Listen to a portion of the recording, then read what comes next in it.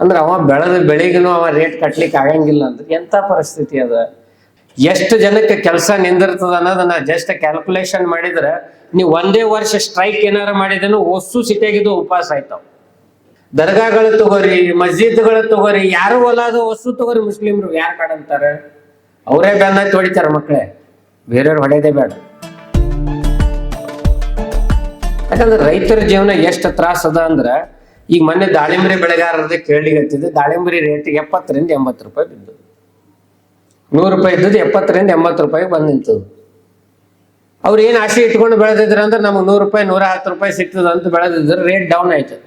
ಅದ್ರ ಇಡೀ ಜಗತ್ತಿನಾಗ ಎಲ್ಲದಕ್ಕೂ ಬೆಳೆ ಆ ಕಂಪನಿಗಳು ಕಟ್ಲಿಕ್ಕೆ ಅವಕಾಶ ಕೊಟ್ಟದ, ರೈತರಿಗೆ ಮಾತ್ರ ಅವ್ರ ರೇಟ್ ನಿಗದಿ ಮಾಡೋ ಅವಕಾಶ ಕೊಟ್ಟಿಲ್ಲ ಸರ್ಕಾರ. ಅದು ದುರಂತ. ಅಂದ್ರೆ ಅವ ಬೆಳೆದ ಬೆಳಿಗ್ನು ಅವ ರೇಟ್ ಕಟ್ಲಿಕ್ಕೆ ಆಗಂಗಿಲ್ಲ ಅಂದ್ರೆ ಎಂತ ಪರಿಸ್ಥಿತಿ ಅದ ನೋಡ್ರಿ. ಹಾಲಿಗೂ ರೇಟ್ ಅದ ಫಿಕ್ಸ್, ನಾವು 40 ರೂಪಾಯಿ ತಗೋತೀವಿ ಅಂತದ, 50 ರೂಪಾಯಿ ಅಂತದ, 30 ರೂಪಾಯಿ ಏನೋ ಫ್ಯಾಟ್ ಲೆಕ್ಕದ ಮೇಲೆ ತಗೊಳ್ತಾರೆ. ಆದ್ರೆ ರೈತ ಬೆಳೆದಂತ ಬೆಳೆಗೆ ಯಾವತ್ತು ರೇಟ್ ಫಿಕ್ಸ್ ಆಗಿ ಯಾವ್ದಕ್ಕಾರ ಅದ ಏನು? ಯಾವದಕ್ಕೂ ಇದು ಕಾರಣಕರ್ತರು ಯಾರು ಅಂತಂದ್ರು ಮತ್ ನಾವ ಮಕ್ಕೊಂಡವ್ರು, ನಾವ್ ಎದ್ದವ್ರಲ್ಲ. ಅವಾಗ ಎಬ್ಬಿಸಿ ಹೋಗ್ತೀವ, ಹುಚ್ಚಿಡೋ ನೀವು ಹಂಗೆ ಹೋದ್ರೆ ಹೋತಾನ ಮತ್ ನೀವು ನಿದ್ದೆ ಮಾಡೋರ. ಕಾರಣ ಯಾಕೆ ಇಷ್ಟು ತ್ರಾಸ್ಲಿಂದ ಹೇಳ್ತೀವಿ ಅಂದ್ರೆ, ರೈತ ಏನಾರು ಬೆಳೆದ್ ನಿಂದಿರಿಸಿದ್ನಂದ್ರೆ ಎಷ್ಟು ಜನಕ್ಕೆ ಸಮಸ್ಯೆ ಆಗ್ತದ ಅಂತ ಹೇಳಿ ನಾವು ಜಸ್ಟ್ ಒಂದು ಕ್ಯಾಲ್ಕುಲೇಷನ್ ಮಾಡಿ ನೋಡಿದ್ರೆ ಯಾರ್ಯಾರ್ದು ನಿಂದಿರ್ತದೆ. ಫುಡ್ ಇಂಡಸ್ಟ್ರಿಗಳು ಎಲ್ಲಸು ಬಂದ್ ಆಗ್ತಾವ. ಟ್ರಾನ್ಸ್ಪೋರ್ಟೇಶನ್ ಮಾಡುವಂತ ಕಂಪನಿಗಳು ಟ್ರಾನ್ಸ್ಪೋರ್ಟೇಶನ್ ಸಿಗಂಗಿಲ್ಲ. ಎಷ್ಟು ಜನಕ್ಕೆ ಕೆಲಸ ನಿಂದಿರ್ತದ ಅನ್ನೋದನ್ನ ಜಸ್ಟ್ ಕ್ಯಾಲ್ಕುಲೇಷನ್ ಮಾಡಿದ್ರೆ ನೀವು ಒಂದೇ ವರ್ಷ ಸ್ಟ್ರೈಕ್ ಏನಾರ ಮಾಡಿದನು ಒಸ್ಸು ಸಿಟಿಯಾಗಿದ್ದು ಉಪವಾಸ ಆಯ್ತಾವ.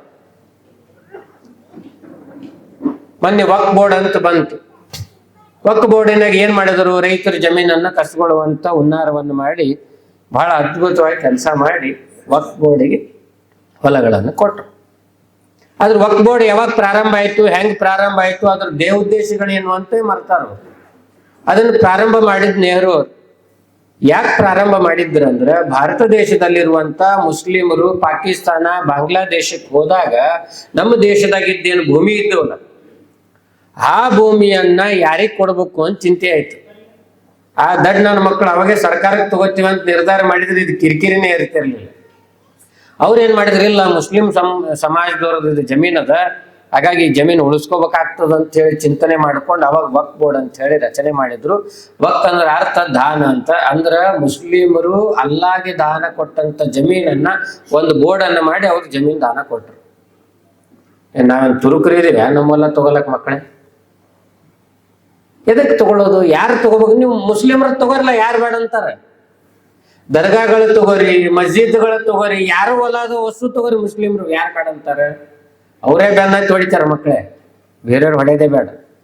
ಈಗ ಮತ್ತೆ ಒಂದು ಹೊಸದಾಗಿ ನಿನ್ನೆ ನಾವು ರಾಜ್ಪಾಲರಿಗೆ ನಿನ್ನೆ ಭೇಟಿಯಾಗಿ ಬಂದು ನಾ ಮನವಿ ಪತ್ರನು ಕೊಟ್ಟು ಬಂದ್ವಿ. ನಿನ್ನೆ ಆಕ್ಚುಲಿ ನಿನ್ನೆ ನಂದು ಬೆಂಗಳೂರದಾಗ ಬೈಠಕ್ಕಿತ್ತು, ಅದು ಮುಗಿಸ್ಕೊಂಡು ನಾ ಇಲ್ಲಿ ಬಂದಿನಿ. ಸ್ವಲ್ಪ ತಡವಾಗಿ ಬಂದಿನಿ, ನಿಮ್ಗೆ ತ್ರಾಸು ಆಗಿರ್ತದೆ ಯಾಕಂದ್ರೆ ಕಾಯಿಸಿದೀವಿ.